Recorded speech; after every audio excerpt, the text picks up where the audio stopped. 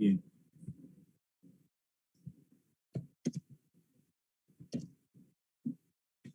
Fíjense bien, para poder interpretar un OR, jóvenes, siempre un OR habla de que está comparando dos grupos.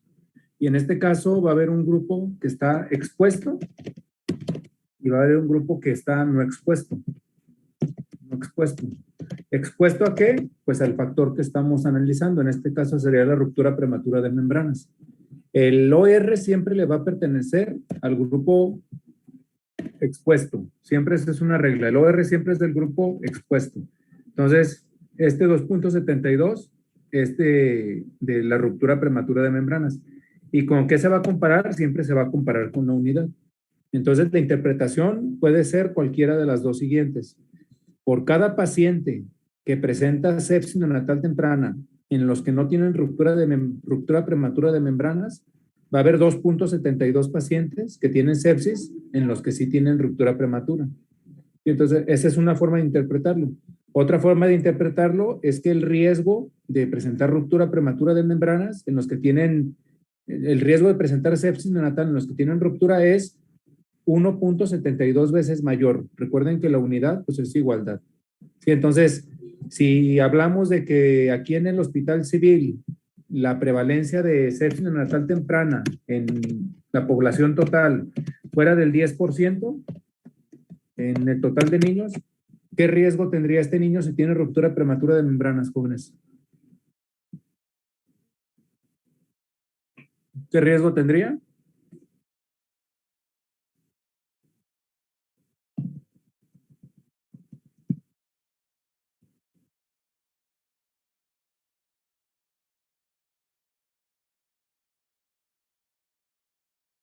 ¿Cuánto?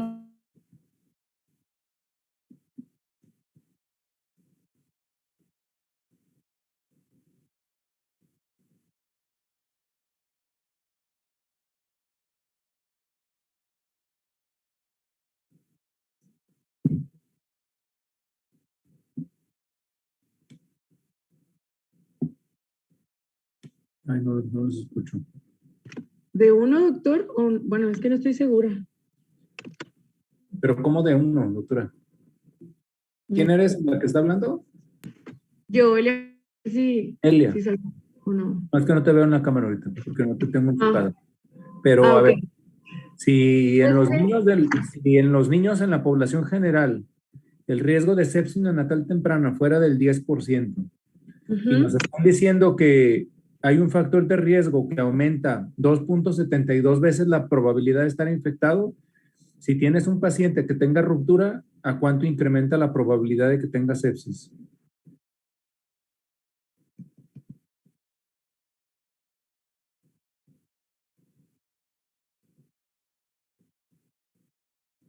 ¿27.2%? Así es, 27.2%, jóvenes. Entonces, esa es la forma en que se interpretaría 27.2%. Entonces, siempre la interpretación de los riesgos va a ser sobre el riesgo basal o la probabilidad basal que tenga el paciente. ¿Sí? Entonces, ese es como interpretas el OR solo. Sin embargo, en cualquier investigación, los OR o cualquier valor que investiguen en un estudio, siempre va a existir la probabilidad de que sea debido al azar. Nayeli, Elizabeth. Mande. Dinos cómo interpretas el intervalo de confianza.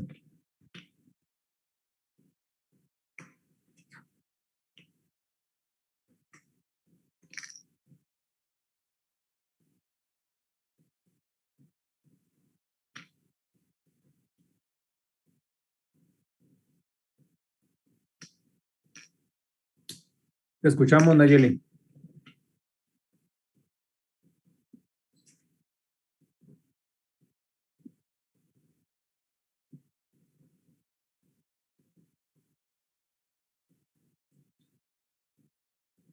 ¿Es basado al parámetro? ¿Cómo que basado al parámetro? Bueno, sí lo entiendo. Pues, ¿qué tan confiable es Ok. la comparación? Dime cómo interpretas ese intervalo de confianza que nos dio tu compañero de 1.31 a 7.2.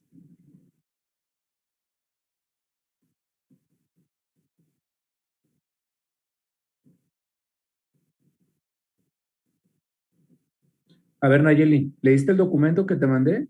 Sí. Dinos qué leíste. Ay, no recuerdo. Bueno. Ana Laura, ¿cómo interpretas el intervalo de confianza?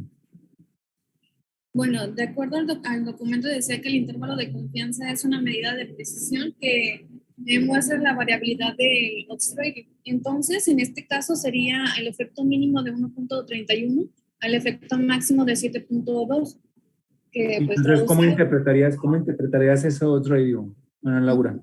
que en ese estudio la muestra puede presentar una razón de 1.31 veces mayor o de 7.2, que en el momento en el que incrementen la muestra, creo que el odds ratio se vuelve más real, ¿no? De acuerdo a la población. Sí. Entonces, fíjense bien, jóvenes. Si se fijan, el intervalo de confianza es el valor. Si este estudio lo repitiéramos n cantidad de veces, si este estudio lo repitiéramos 100 veces, siempre el OR que encontraríamos estaría en este intervalo de 1.31 a 7.2. Entonces, siempre encontraríamos que el riesgo de sepsis neonatal sería mayor en los que tienen ruptura prematura de membranas. Sí, entonces, cuando pasa esto, se habla de que hay significancia estadística. Es decir, es un valor real y es un valor que debemos de asumir que sí es correcto. ¿Qué pasaría? A ver tú, David, que querías participar. ¿Qué pasaría si el intervalo de confianza fuera de 0.5 a 7.2? David. En este caso, pues estaría tocando la unidad, por lo tanto restaría parte de su significancia significativa, perdón, de su, pues sí, significancia estadística. Entonces, traducido en la interpretación, ¿cómo interpretarías un OR en un intervalo de confianza que va de 0.5 a 7.2? ¿Es significativo o no es significativo? David.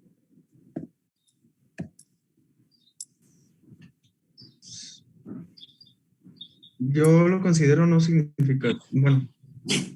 significativo al tocar la unidad. Ok. Entonces, fíjense bien. Vamos a poner los dos escenarios en los que puede tomar el valor, el OR de 2.7 de estos dos extremos. Fíjense, si el OR fuera de 0.5, se tendría que comparar, el 0.5 sería para los expuestos y 1 sería para los expuestos. Entonces sería, por cada paciente con sepsis neonatal temprana en los que no tienen ruptura prematura de membranas, hay 0.5 pacientes con sepsis neonatal en los que sí tienen ruptura.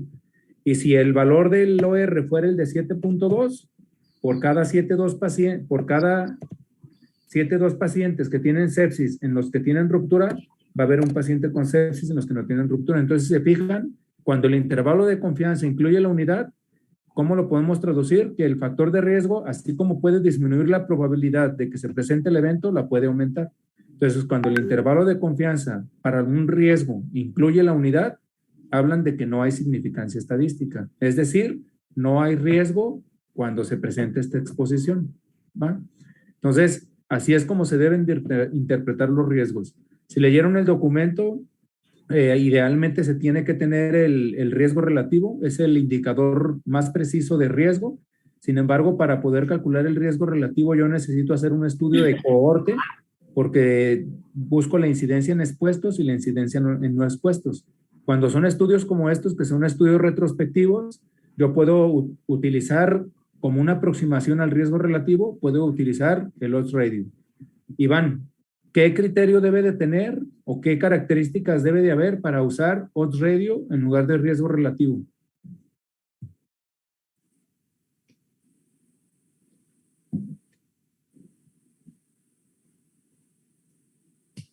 No te escuchas, Iván. No te escuchas.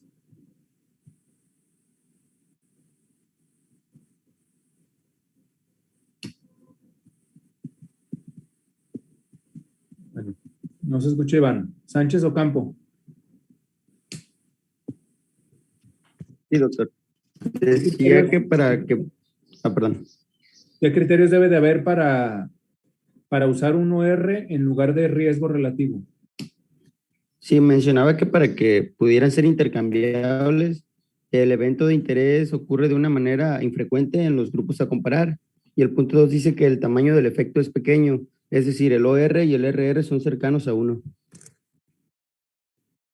A ver, entonces, para que tú puedas usar OR en lugar del RR, el criterio es que la prevalencia de lo que estás estudiando sea menor al 10%, que la prevalencia no sea mayor. ¿Sí? Ahorita vamos a ver un ejemplo de la similitud que tiene. Nada más voy a ponerles otro ejemplo. Fíjense bien. Vamos a suponer que buscamos un estudio o que buscamos la asociación. Déjenme pongo aquí.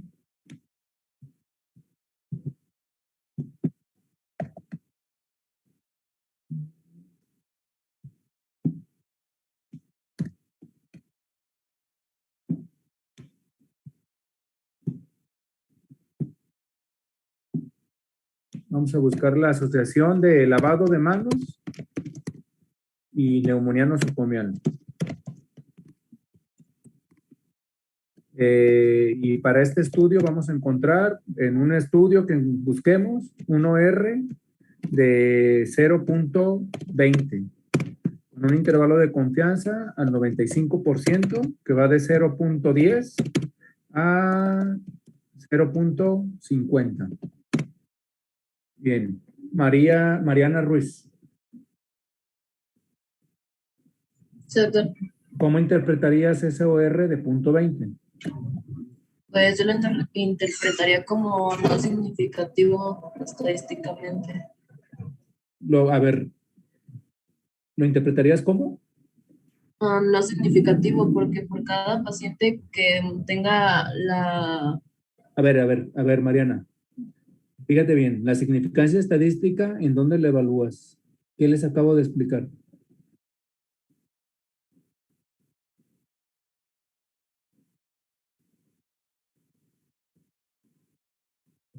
en el intervalo de confianza. Ok, entonces no te estoy preguntando el intervalo de confianza, te estoy preguntando cómo interpretas el OR de 0.20.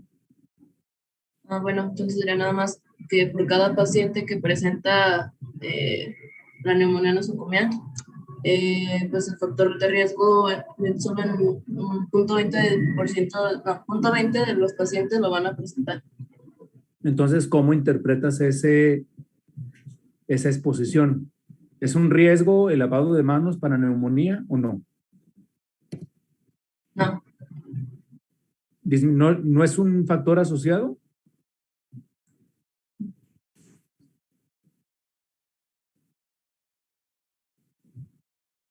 pues es que no, yo diría que no. Bien, fíjense bien. En este caso, el OR le pertenece al grupo expuesto, entonces el OR le pertenece a los que se lavan las manos. La interpretación sería, por cada paciente y la consecuencia sería la neumonía. Vamos a poner neumonía nosocomial. Por cada caso de neumonía nosocomial que se presenta en el grupo de pacientes que no tienen lavado de manos, va a haber 0.20 pacientes con neumonía nosocomial en quienes sí tienen lavado de manos. Entonces, ¿el riesgo de neumonía nosocomial es mayor o es menor en el grupo que hay lavado de manos? Menor, jóvenes. A lo mejor aquí es difícil ver el impacto de las fracciones. Lo que pueden hacer, conviertan las dos fracciones, conviértalas o multiplícanlas por 100. 0.20 por 100 serían 20 y 1 por 100 serían 100. Entonces, aquí sería más fácil de entender. Por cada 100 pacientes con neumonía que se presentan en el grupo de pacientes que no tienen lavado de manos, va a haber 20 pacientes con neumonía en quienes sí tienen lavado de manos. Tú misma, María, ¿cuánto disminuye el riesgo de neumonía nosocomial?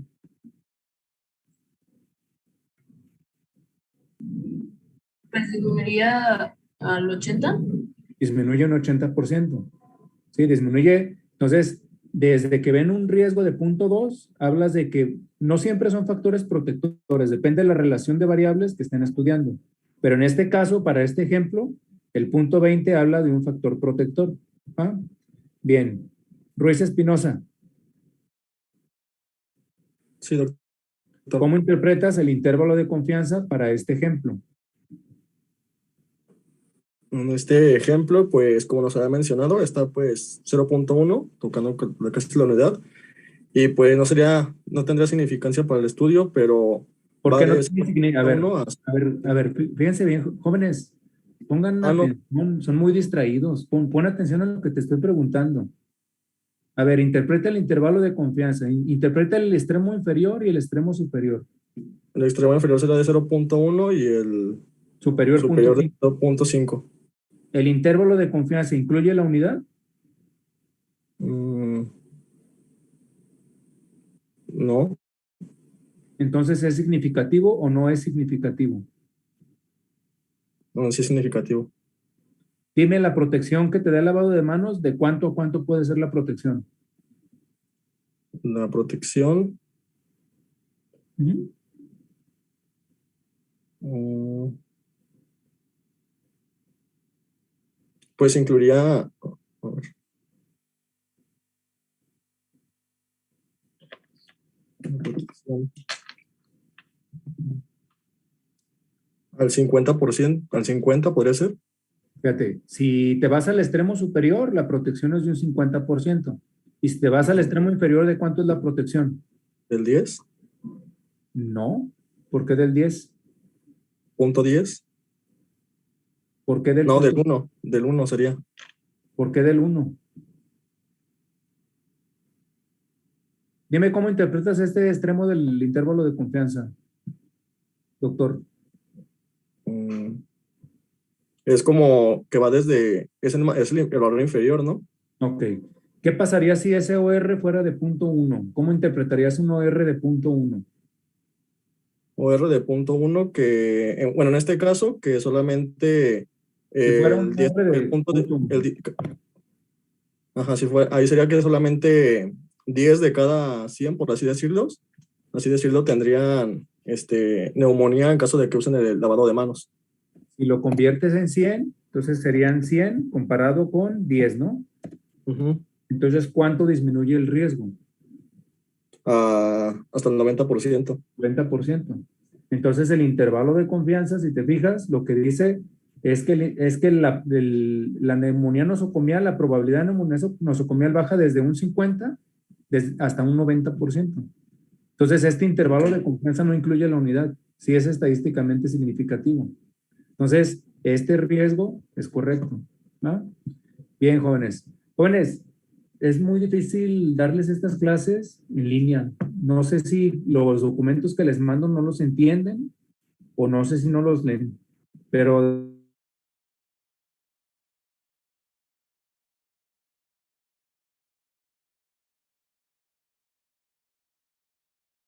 información y necesitan aprender a interpretar. ¿No? Entonces, si les interesa, muchos de ustedes no van a pasar el nacional. Entonces, van a ser médicos generales y necesitan, la única forma en que se van a actualizar es leyendo ustedes por su cuenta. Entonces, la única forma de que aprendan a leer es que ustedes tengan conocimiento de todos estos parámetros, ¿no? Bien, así rápidamente, déjenme, les presento algunas diapositivas que tengo. Bueno, vamos con otro de sus compañeros. Y ahorita les doy esos conceptos. Daniel Rivas, platícanos que hay otro factor que habíamos dejado, ¿no? Uno era la ruptura y otro era la prematurez. Dinos qué investigaste de prematurez. De prematurez. Prematurez, prematurez y sepsis neonatal temprana. ¿Cuál fue dinos primero qué tipo de estudio buscaste? Si no mal recuerdo, era un retrospectivo. ¿Cómo si no mal recuerdas? ¿No traes tu resumen? Sí, aquí lo tengo, ya lo abrí.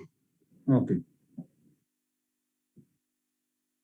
Sí, era un artículo que contrastaba pues, la relación que tiene la sepsis neonatal temprana y A ver, ¿es un estudio retrospectivo? ¿Era un estudio de casos y controles? era de casos y controles, así es. Ajá. Okay, casos y controles. ¿Y qué fue lo que estudió? Bueno, se revisaron 8,000 historias clínicas y solamente se obtuvieron las que tenían diagnóstico de sepsis neonatal temprana. Y se obtuvo una muestra de 74 casos. Y también tomaron 74 controles. Ok. ¿Y calcularon odds radio? Sí, así es. ¿Cuál fue el odds radio de la prematurez para sepsis natal temprana? Fue de 4.4. Odds radio de 4.4. ¿Y el intervalo de confianza? De 1.5 a 12.7. Con un valor de P menor a 0.01. Bien. Fíjense bien, el valor de P es otra alternativa para ver significancia estadística. Pero es un hecho aquí, por ejemplo, si se fijan, el intervalo no incluye la unidad. Entonces, el valor de P va a ser menor a 0.05. Pueden usar uno o pueden usar otro. Bien. Nayeli, dinos cómo interpretas este OR de 4.4.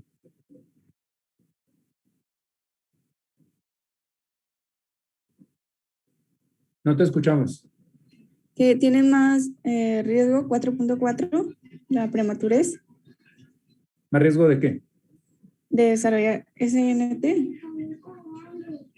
Entonces, los pacientes prematuros tienen 3.4 veces más riesgo de desarrollar sepsis neonatal temprana. 4.4. No, 3.3. 3.4. ¿Sí? Les voy a decir por qué. Porque fíjense, aquí el OR sería, le pertenece al grupo expuesto, sería 4.4, pero la comparación es con la unidad en el grupo no expuesto. Por cada paciente que presenta sepsis en los pacientes que no son prematuros, va a haber 4.4 con sepsis en los que son prematuros. ¿Cuánto es mayor este que este? Es mayor 3.4. ¿Ah? Cualquiera de las dos interpretaciones es válida. Bien, jóvenes, entonces, importante para la interpretación de las preguntas de riesgo, esos son los indicadores más frecuentes, odds ratio, riesgo relativo. En los riesgos siempre hay que ver el indicador y el intervalo de confianza para ver si hay significancia estadística. A lo mejor pueden pensar, bueno, ¿y a mí qué me interesa todo este análisis de riesgos? Muchas enfermedades a las cuales ustedes se van a enfrentar. Ahorita hay una mala costumbre, jóvenes, y están muy impuestos a todas las pruebas diagnósticas. Y hay como una moda incorrecta de que la prueba diagnóstica quieren que les haga que haga el diagnóstico. El diagnóstico lo hace un médico. Y habrá pacientes que ustedes tengan con pruebas positivas, pero que estén enfermos, o con pruebas negativas, pero que estén, perdón, con pruebas positivas, pero que estén sanos, o viceversa. Entonces tienen que conocer bien el impacto de los riesgos. Muchos tratamientos y muchas intervenciones se van a hacer en base a factores de riesgo. Entonces, el análisis de los factores de riesgo, bueno, siempre hay que contemplar que hay un riesgo basal, puede ser la incidencia o la prevalencia, y puede ser el riesgo relativo. El riesgo relativo es lo que acabamos de analizar. ¿Cuáles son las utilidades de analizar riesgos? Podemos predecir, pueden identificar grupos vulnerables, se define causalidad también y también sirve para generar medidas de prevención. El riesgo absoluto que ya les comenté, a ver, déjenme por aquí, y el riesgo relativo. El riesgo absoluto, pues no es más que la prevalencia o la incidencia de algo en una población definida, pero el riesgo relativo es la probabilidad de que suceda un evento en caso de que se tenga alguna exposición. La interpretación del riesgo relativo, pues es la misma que del odds ratio. Un RR igual a 1 te habla de que hay igual frecuencia de enfermedad en expuestos que no expuestos. El RR mayor de 1 quiere decir que hay mayor frecuencia de enfermedad en expuestos que no expuestos. Y un RR menor de 1 te habla de que hay menor frecuencia de enfermedad en expuestos que no expuestos. ¿Ah? Y vamos a ver un ejemplo aquí de cómo calcular un riesgo relativo y un odds ratio. El fin de esta clase, jóvenes, no es que ustedes aprendan a calcular los odds ratio. Lo que quiero es que aprendan a interpretarlos para cuando lean un artículo sepan si es útil o no es útil la información que están leyendo. Vamos a suponer un estudio donde tiene una población total ficticia de 2.473, una muestra de 2.473 pacientes. Y en esta población se quiere estudiar cuál es el riesgo de brucelosis por ingesta de leche bronca.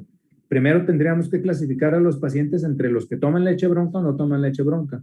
Suponiendo que tenemos estos números sabemos cuántos sí toman leche bronca y cuántos no toman leche bronca. Vamos con uno de sus compañeros. Anel Sandoval.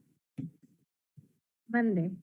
Apagué la cámara. Si quisiéramos saber la incidencia de brucelosis en cada grupo de pacientes, ¿qué necesitarías además de los grupos?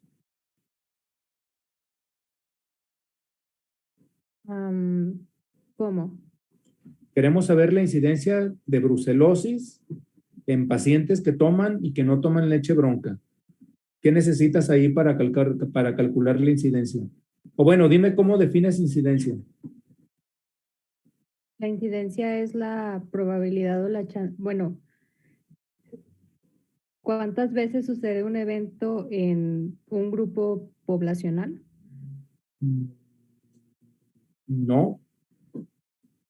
Tomando también en cuenta los casos nuevos. Son casos nuevos. Casos nuevos de algún evento en un tiempo y momento definido. Entonces necesitarías los eventos de brucelosis para ambos grupos. Bien, entonces para este ejemplo, suponiendo, déjenme, ay caray. A ver, no sé qué le moví. Ya. Tenemos 20 eventos de brucelosis en los que toman leche bronca y 14 eventos de brucelosis en los que no toman leche bronca. Calculen la incidencia de brucelosis en los pacientes que toman leche bronca y en los que no toman leche bronca, jóvenes.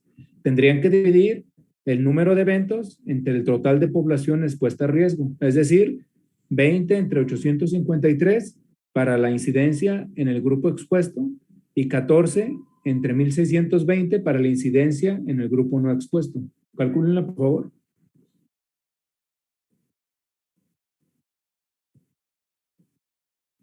La de los pacientes que sí toman leche es de 0.02, doctor. 0.02, por ahí anoten ustedes.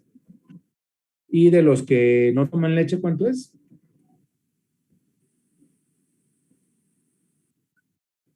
0.008. 008, muy bien. Entonces, fíjense bien, para nosotros poder calcular el riesgo relativo, la fórmula es muy simple. Es la incidencia en expuestos entre la incidencia en no expuestos. Calculen el riesgo relativo de la leche bronca para brucelosis. Sería 0.002, ¿les dio? 0.002. Sí. Bueno, calculen, la división sería la incidencia en expuestos entre la incidencia en no expuestos. 2.5. 2.5. Pongan 3 decimales, 2 decimales, por favor, porque a veces los decimales nos hacen variar un poco.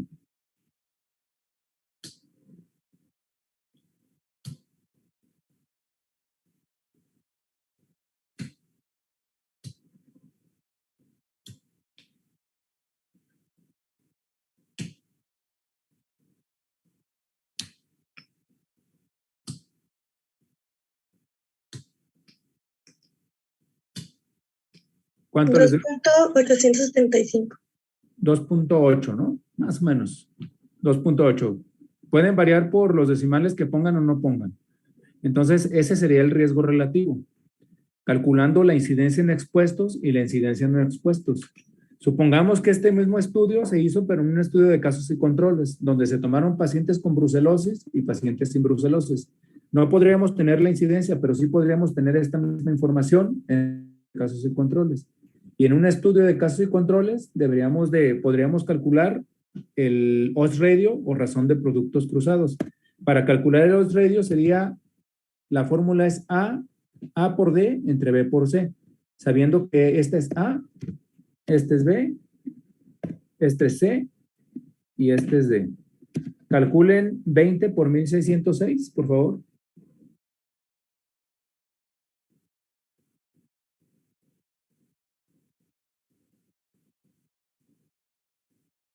32.120. 32.120. Y ahora 14 por 833. 11.662. Ahora dividan los 32.120 entre los 11.000.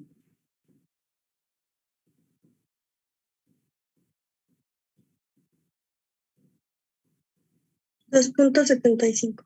2.77. Entonces, si se fijan, calculando el riesgo relativo, nos da el mismo valor que si calculamos el odds ratio. Sí, porque este ejemplo cumple la regla de que la prevalencia de la enfermedad no es mayor al 10%. Entonces, ya calculando todo eso en un paquete estadístico, eso que ustedes hicieron manual, habitualmente un investigador no lo hace manual. Hay paquetes estadísticos que son específicos para calcular eso. ¿Sí? Si usamos un paquete estadístico, pues entonces tenemos que el riesgo relativo es de 2.71 y el intervalo de confianza es de 1.38 a 5.34. Iván, ¿ya arreglaste tu micrófono? No, no sirve. Bien, a ver. Anel, ¿cómo interpretas cuál es la conclusión para este riesgo relativo con el intervalo de confianza?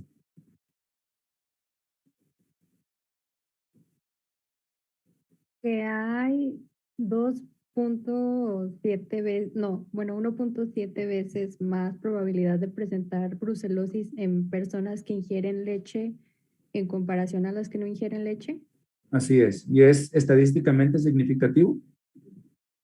Sí. Así es. ¿Por qué? Bueno, tenemos el intervalo de confianza que es mayor a 1.38 y El intervalo de confianza no incluye la no, unidad. Ok. Ah, bien. Entonces, pues eso es en relación a los riesgos, jóvenes. Así es como se interpretan. Hay cosas más avanzadas, pero a mí en lo personal, así las clases en línea no me gustan porque no puedo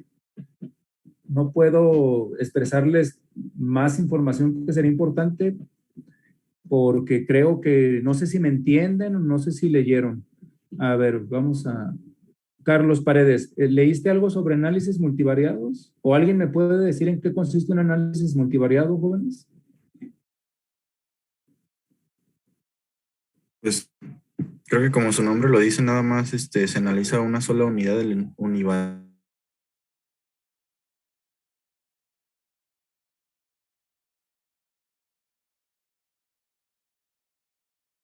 Multivariado. Te pregunto porque si buscaron artículos que buscaran factores de riesgo, seguramente alguno de ustedes tuvo que haber leído algún estudio donde se hiciera análisis multivariado. ¿Alguien leyó algún estudio donde se hiciera análisis multivariado?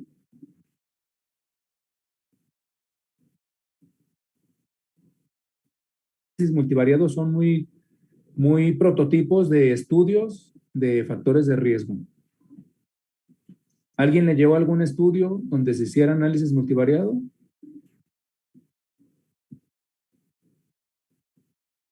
Natalie. Sí, yo leí un estudio que era multivariado y era sobre sepsis neonatal temprana, incidencia y factores de riesgos asociados en un hospital público del occidente de México. Y lo que hacía era, sacaba el riesgo relativo de muchos factores de riesgo, no solo de la ruptura prematura de membranas. Ok. Y en ese estudio, si te fijaste bien, dice en el estudio que hacen análisis bivariado primero y después hacen un análisis multivariado. ¿Es correcto? Sí. ¿Entendiste en qué consiste ese análisis bivariado y multivariado? La verdad no. No, bueno, te voy a tratar de explicar. Búscame en 10 minutos. Bien. Ay, caray. Bien, les voy a poner un ejemplo. Un investigador hace un análisis y encuentra que el consumo de café es causa de cáncer de pulmón. ¿Antes ya les había puesto este ejemplo? No, ¿verdad? No fue ustedes.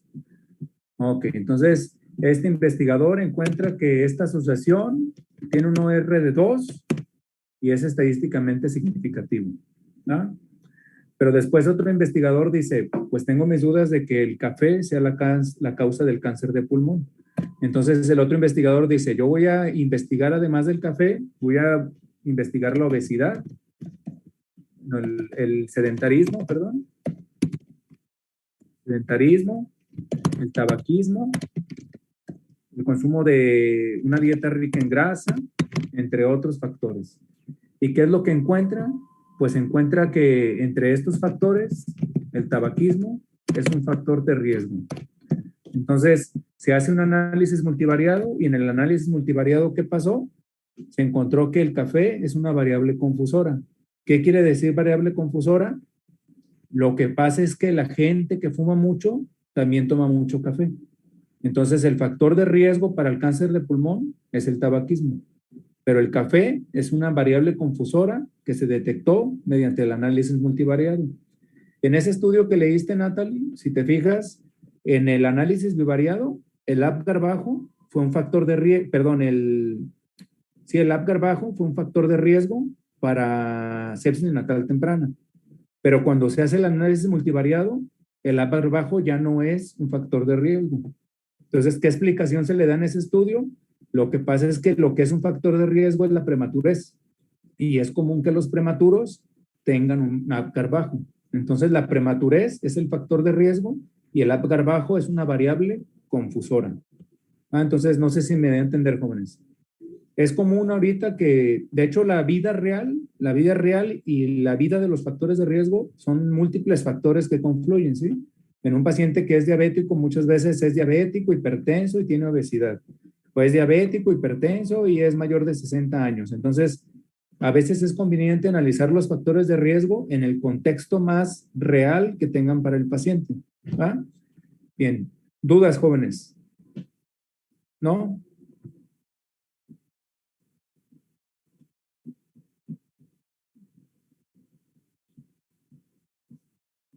Bueno, pues si no hay dudas, les voy a... Nada más una duda. Ay, caray, no tenía la cámara activada. Nada más una duda, jóvenes. ¿Ustedes salen de vacaciones? ¿O no tienen vacaciones?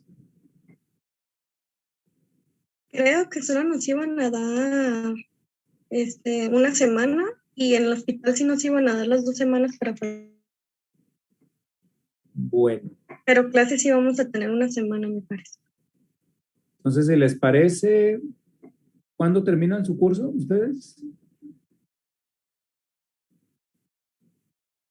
Terminan a mediados de junio, ¿no? ¿O en mayo? Creo Creo que que en el 6 mayo. de mayo. ¿Qué día de mayo? No sabemos bien qué día, pero nos habían dicho que al principio de mayo. Principios de mayo. Bueno, este viernes... Pues, 6, 7 de mayo. Ajá. 6, 7 de mayo.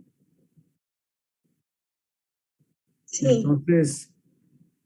Entonces, pues hay que terminar el curso. El viernes, pues no vamos a vernos, pero si pueden, nos vemos para recuperar la clase del viernes.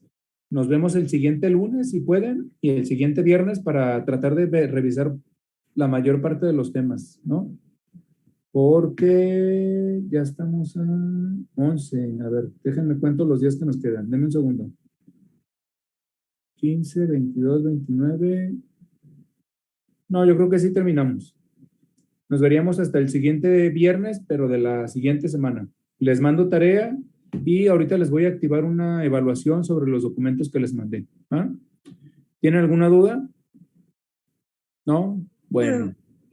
Yo tengo una duda. Sí. Entonces, a ver si entendí. Entonces, el estudio multivariado es para determinar un factor de riesgo falso positivo, ¿no?